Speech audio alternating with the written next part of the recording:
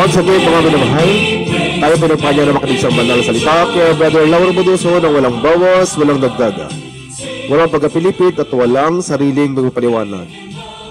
Sa araw na ito, at pong pag-aralan ng sinabi ni Brother na if you can prove what I'm doing is deceit, I will have my head cut her.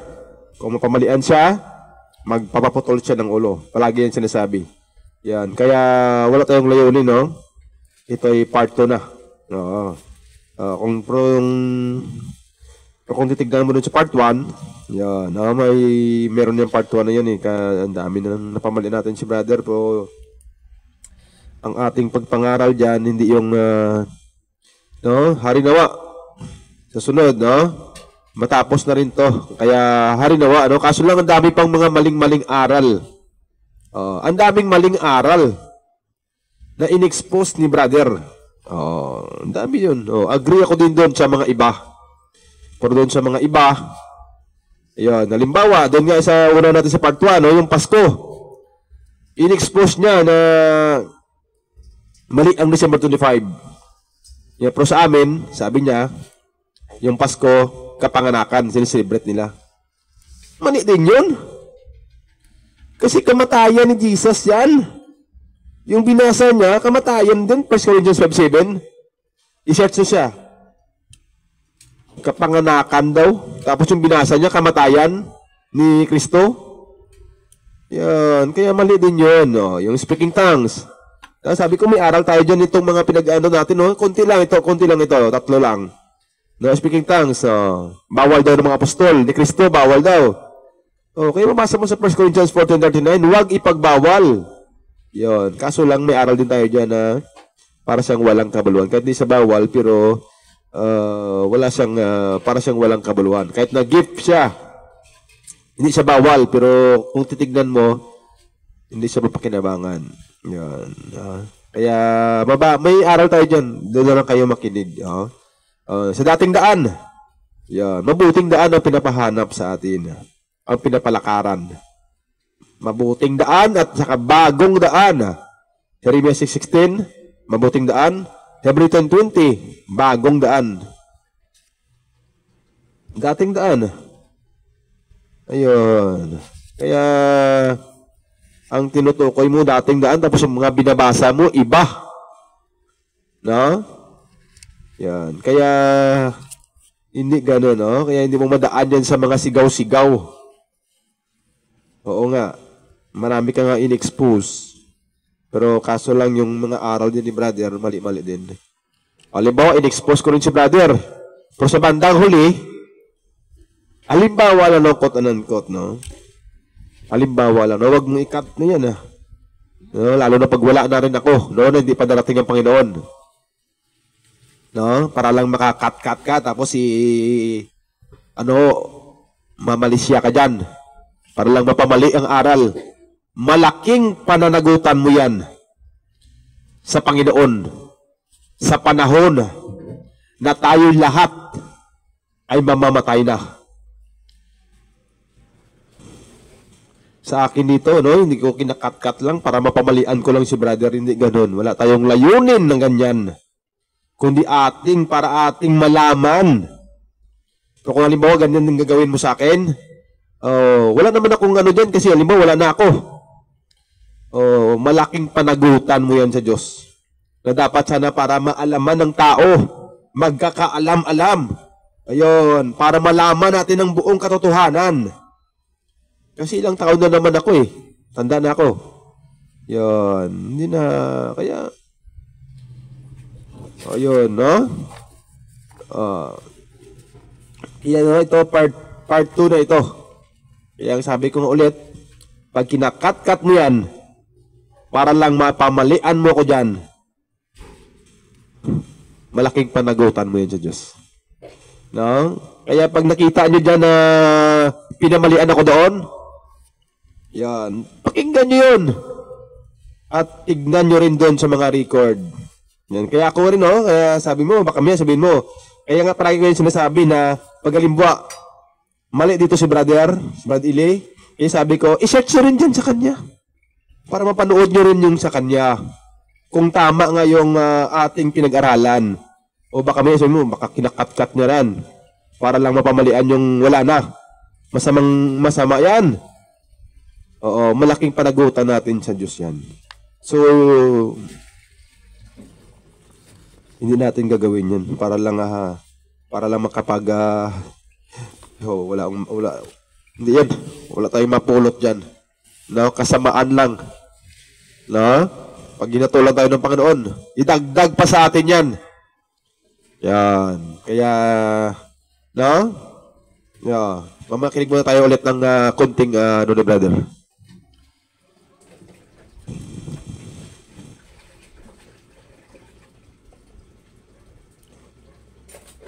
Pode provar. What I am doing is deceit, porque eu estou fazendo engano. I will have my head cut here. Esse que parte minha cabeça assim mesmo.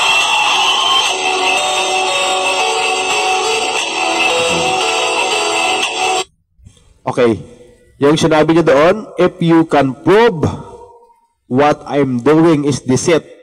Yung, kung mali daw yung mga aral niya. No? Deceit. Ano bang another word sa deceit? No? Kung daya ang mga aral niya. Mali. I will have my head cut her kung mapatunayan nyo na mali. Kayo na lang magtingin doon na yung Pasko para sa kanya kapanganakan. Ayun. Kamatayan yan, no? Mali siya dyan. Kahit ano pang gawin mong search dyan. Brother Eli, Pasko. Para sa kanya, birthday yan eh. Speaking tongues, bawal. Dating daan. Walang dating daan yung basa-basa yan. Mabuting daan at bagong daan. O, dyan pa lang. Mali na si Brother Edo. 3 lang yun. Kaya dami dyan. Manood na lang kayo dyan. Ayan. Kaya hindi nangahulugan na mabagsik ka mangaral. Grabe ka manigaw, no? Grabe ka magsalita ng mga GAGO, quote and quote, no? Hindi na nga lugar na tama na yung aral mo. At saka, alam ko naman yung mga binabasa ni brother yan eh, no? Sabi niya nga na kung mga aral daw, sabi niya, dapat hindi ka daw nungopya sa kanya. Yan. Kaya, ito. Sa Roma 11:22. Wag mo sabihin na mabagsik ka pag pangaral, totoo ka na. Yan. Roma 11:22.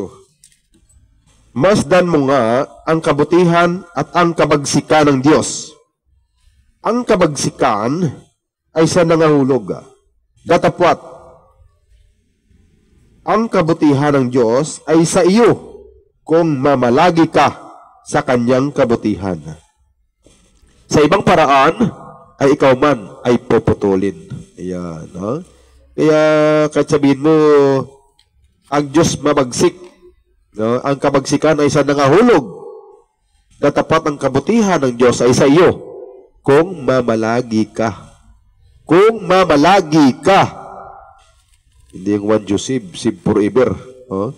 Sabi rito, masdan mo nga ang kabutihan at ang kabagsikan ng Diyos. Ang kabagsikan ay sa nangahulog. Datapwat, ang kabutihan ng Diyos. Yon, ang kabagsikan ay sa mga nahulog. Yon, hindi ka na nanatili. Datapwat, ang kabutihan ng Diyos ay sa iyo. Kung mamalagi ka. Paano kung laman ng utak mo ligtas naman ako eh. Kaya kahit anong gawin ko dyan. Save na ako forever. Kaya tigas ng damdamin nyo. Kung ganyan, ang laman ng isip puso mo. Yan. Kaya sabi dito, datapwat ang kabutihan ng Diyos ay sa iyo kung mamalagi ka sa kanyang kabutihan. Kung mamalagi ka. Sa ibang paraan, ay ikaw man ay puputulin. Yan. Kaya masakit yon. Kaya hindi nangahulugan na mamagsik ka mangaral na sa katotohanan ka na. Yan. Pero mayroon din yun. Oo, alam ko yun. Oo, alam ko yun na mayroon din yun. Na hindi naman sa lahat ng bagay, puro ko na lang malumanay. Yan. Mayroon din yun. Sa Titus, baka sabihin mo, kinopya mo kay brother. Sa radio station to dati, yun, kay Brother John, oh. Kaya sila nga tumatawag doon eh.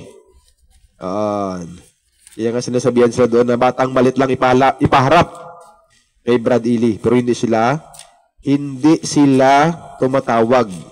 Yan. Kasi nanggugulo sila doon eh. Sa Tito 1:13.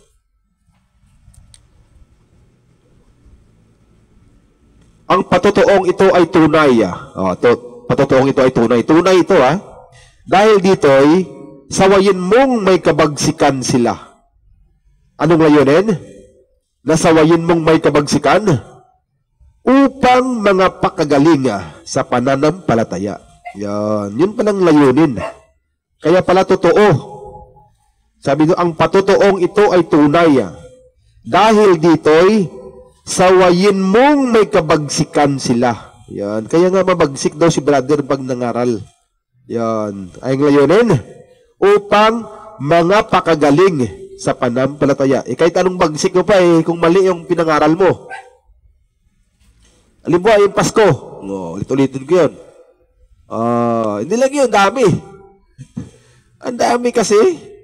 Kaya kahit anong pangsaway mo sa iba, tapos yung pangsaway mo, ang saway na turo mo, mali. Minali mo yung isa. Halimbawa, sinabi mo na mali yung Pasko na December 25. Tapos sabihin mo, yung Pasko kapanganakan. Mali din yun. Kamatayan yan. Kamatayan ni Kristo nung Pasko. O sinong makapagpatunay dyan? Na yung Pasko ay birthday ni Jesus. Sige. Comment kayo dyan. Sige. Pero hindi ako mapaputol ng ulo, bigyan niyo ako ng verse. Ayan. Kaya, ang sabi rito, sawayin mong, sabi, ang patotoong ito ay tunay. Dahil dito, sawayin mong may kabagsikan sila. Kaya mabagsik si brother magsawata. Kaso lang, hindi niya inayon sa Biblia. Kaya yung kabagsikan niya, bumabalik sa kanya. Yan. Bumabalik sa kanya at nagiging libel siya. Yan. May topic tayo dyan. Yan. Dapat ayon sa nasulat. Yan. Sa 1 Timothy, may bagsik ka lang ng bagsik eh. Sa 1 Timothy chapter 5 verse 20. Ayan. Sila na mga nagkakasala ay palalahanan mo sa harapan ng lahat upang ang iba na may mga takot. Yan. Yun ang layunin. Kaya dapat minsan palalahanan mo sa harapan ng lahat. Anong layunin? Upang ang iba na may mga takot. Yun. Kasi mga tao ngayon hindi na takot. Ayun. Wala na. Ang galing-galing na mga tuwiran. Kahit batang maliit pa lang Ang galing naman. Ugasan mo na yung pigas. Saka na, mamaya na. Gutom pa. Magbusog na, mamaya na. Ang galing-galing mga tuwiran. Kaya, ang sabi nito, sila na mga nagkakasala ay palalahanan mo sa harapan ng lahat. Anong layunin? Upang ang iba na may mga takot. Yun ang layunin, Hindi naman para ipahiya mo lang siya. Dapat may layunin ka. Ayon sa nasulat. Yan. Hindi naman yung sigaw ka lang ng sigaw. Sigawan mo lang ng sigawan na GGO. Gago. Ay, pangit. Kasi maraming nakikinig dyan Lalo na yung mga batang maliit. Ano ba naman yan? Hindi kayang sawayin ng mga kasama mo yan. Tawanan pa. Suporta pa sa mga ganyang usapan. Masamang pakinggan yun sa mga kabataan, lalo na wala na siya. Nandyan pa yung mga aral ng mga ganyang salita. Gayahin ng mga bata yan. May nagtanong nga doon sa kanya na partungkol dyan. Sinuport niya pa na tama yan. Ay, di yan. Ayan. Sa Thessalonians, sa 1 Thessalonians, chapter 2. Paulit-ulit ko sinasabi ito Baka may maghanap ka ng ano dyan, na naninirang puri tayo rito. Wala tayong layunin sa mga ganun. Kundi ating inaalam yan. Ang sabi ko nga na kung mali din sa akin, pasasalamatan kita kung mali. Ayun. No? Hindi ko sinasabing mali, no? Sinasabi ko kung mali, pasasalamatan kita. Praise the Lord. Na hindi mo ako pinabayaan. Pakamya, yung binasa natin ng nakaraan, ha?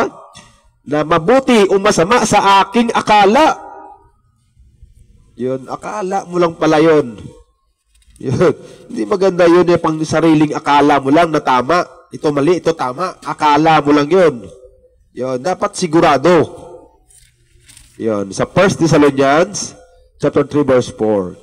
Sapagkat ang aming iniaaral ay hindi sa kamalian, ni sa karumihan, ni sa pagdaraya, kundi kung paanong kami minarapat ng Diyos upang pagkatiwalaan kami ng Ebanghelyo, ay gayon namin sinasalita.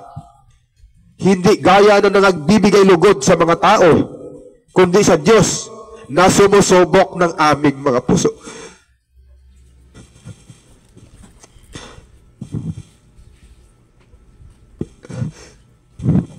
Praise the Lord.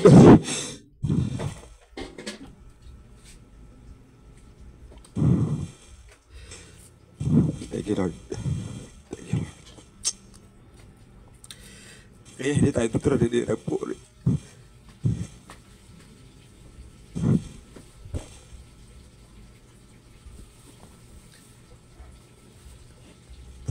Thank you, Lord. Thank you, Lord. Kaya nga, siguraduhin natin yung mga aral. At saka, huwag niyo akong paratangan, ha? Puri ako rito.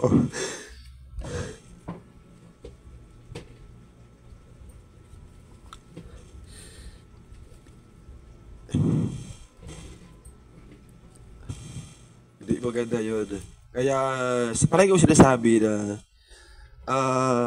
nagpasalamat tayo sa Panginoon na tayo po'y nakaalam ng mga aral na ito. Para tayo'y makaalam ng katotohanan o pag tayo'y mga ligtas. Hindi para magsiraan ng magsiraan. Para lang mapalabas kung sino ang magaling. Hindi ganun. Wala tayong layunin na ngayon. Sabi ko nga palagi,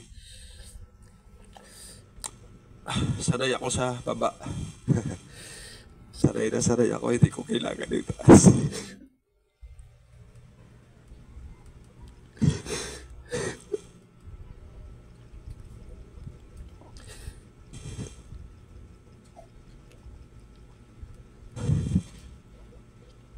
Sincere.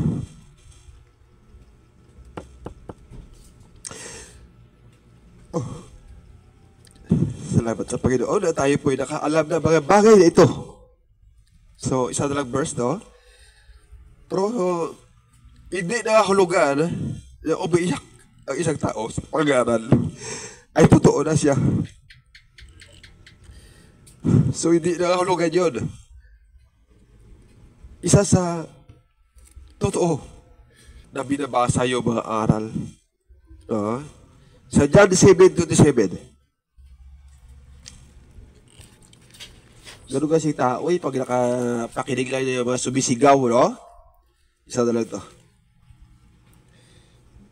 John 7. Kasi baka may sabihin nyo naman sa akin bakit nung kinukorek lagi si brother, no? Sinisiraan yun. Ganun din sa akin sa bandang huli, no? Baka mali din yung akin na mga binibitawang aral dito. So, i-correct nyo rin. Oo, i-correct nyo rin. Kung totoo ang sa inyo. Yan, no? John 7:27. Gayon ba na nakilala namin ang taong ito kung taga saan siya na tapat pagparito ni Kristo, sino may walang nakakaalam kung taga saan siya.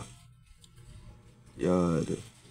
Sumigaw nga si Jesus sa templo na nagtuturo at sinabi, ako'y inyong nakilala at nalalaman din na marinyong kung taga saan ako. At hindi ako naparito upang sa aking sarili na tapat ang nagsugo sa akin ay tunay na hindi ninyo nakikilala. Yan. Di na ka lugar na sisigaw-sigaw ka dyan. No? Iiyak-iyak ka dyan. Totoo na. Dapat makinig ka mabuti. Makinig ka mabuti. No? Yan. At saka suriin mo rin. Yan sabi ko palagi, no? Huwag kang pikon. Huwag kang mataisip. Kundi alamin mo kung pagbulay-bulayin mo ng maayos. Yan, ha? Ayan. Salamat sa Panginoon, ha? At tayo dito, basahin ko lang ulit, no? Ang katapusan, John 7:27-28. Gayon ba na, nang nakikilala namin ang taong ito, kung taga-saan siya, na tapat pagparito ni Kristo, ng Kristos, sino ba'y walang nakakaalam kung taga-saan siya? Sumigaw si Jesus sa templo, na nagtuturo. Sumigaw si Kristo. Baka kaya si brother sumisigaw-sigaw rin yun. Bakit ano pag sigaw mo kung mali? Katulad sa akin. Katulad sa akin, kung halimbawa, mali din sa akin. Yan. Kaya ako inyo nakilala at nalalaman din naman inyo kung taga-saan ako. At hindi ako naparito sa aking sarili. Na tapat ang nagsugo sa akin ay tunay na hindi ninyo nakikilala. Ayan, salamat sa Panginoon, oh. Yeah.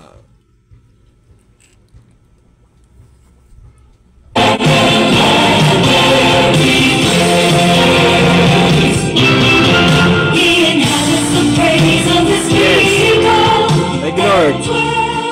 Very touched with this, guys. The Lord Savior Sunday. God bless everyone. God bless the Lord. Always smile and always remember. Jesus loves us.